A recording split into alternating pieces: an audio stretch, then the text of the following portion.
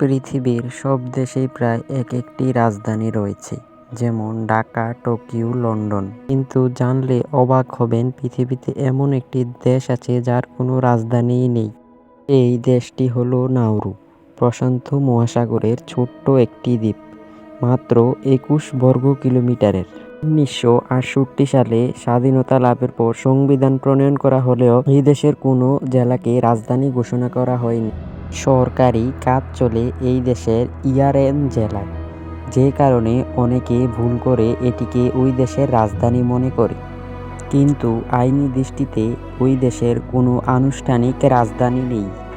কিন্তু ছোট্ট দ্বীপ হলেও এটি শিখায় দেশের শক্তি শহরের আকারে নয়, বরং দেশের জনগণ, দেশের স্বাধীনতা ও ইতিহাসে লুকিয়ে থাকে। এই দেশের ঘটনাটি শুনে আপনার কিরকম লাগলো নিশ্চয়ই কমেন্টে জানান। এরকম আরও বিস্ময়কর ভিডিও পেতে আজই আমাদের চ্যানেলটিকে সাবস্ক্রাইব করুন। ধন্যবাদ। আসসালামু আলাইকুম।